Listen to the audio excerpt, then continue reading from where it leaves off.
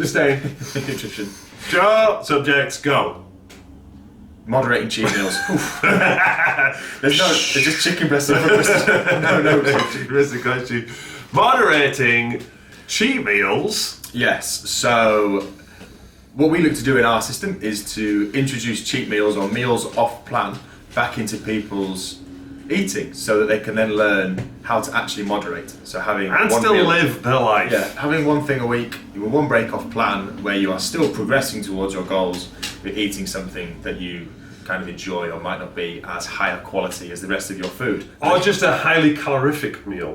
That's probably where the issue arises. Yeah, so the issue is with the kind of the idea of having a cheat meal is that you can just eat whatever you want to eat and it's fine because it's a scheduled cheat meal. Now, unfortunately, your body will not recognise this. Yeah, It'll just recognise an influx of calories. Just gonna quickly switch to cheat meal. Well, this is just a cheat meal. It's not going to spike your metabolism. All that jazz. It's just going to be massive. Saved. Yeah. So if you've gone all week eating perfectly and you've knocked up a couple of hundred calories per day to get into a deficit, and then you have your cheat meal, which is 2,000 calories, something almost obscene.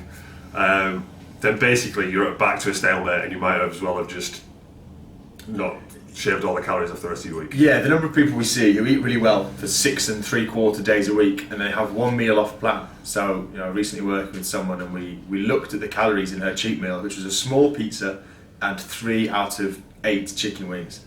So it doesn't sound too drastic, but it worked out as 1,200 calories, which was actually what she was having every day. So on a relatively low calorie, or a very low calorie diet, to then have one meal of 1,200 calories is obviously going to blow out the loss that you've made that week. So she plateaued. And that's on top of the other meals that she had. Exactly, so she's had six days on 1,200 and 1 day on 2,400. So her body's obviously not going to be able to deal with that many calories, so it has to store them. So ultimately, she didn't lose the weight that she expected, unfortunately. So what's the solution then? The solution is make a hole for them. So if you've got, like Joe said, like 1,200 calories or so to spend during your day, that's your allowance. Don't spend them all on cheat meal. Yeah, that's your allowance. Then you have to be smart. So your nutrition will have to change. So say if you're going out for your dinner, then your breakfast, your lunch will have to be different to that what it is during the rest of the week, because you don't have as many calories to spend because you're going to make it rain calories for your dinner. You just can't get away with that many calories either. I think the crux of the matter there is the cheat meal was just too big. Whether you did a big workout in the morning and you just had a chicken salad, it's still not going to negate the impact of having your whole calories over the space of an hour. So you need to just kind of rein it in and have something that's a bit less calorie dense. So whether that be a glass of wine, or maybe something that's going to be closer to what you're normally eating. So a steak and chips rather than having a steak and salad is going to be a much smaller dint rather than doubling your calories. That's kind of where the issue lies.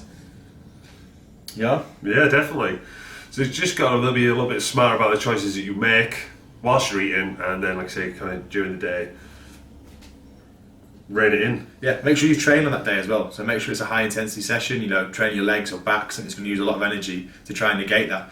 The number of times people eat well Monday to Friday when they're training, and then they eat more on a weekend, when actually they should be eating less because they're not doing as much. So you think a lot of people, you may train then, but a lot of people don't. So you just need to kind of keep that in mind, that if you are going to have a higher calorie meal, to try and train before it.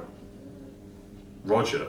No. Take that, work with it, get back to us, and let us know how it goes. Let me know how it Very goes. slow delivery there. 10 seconds.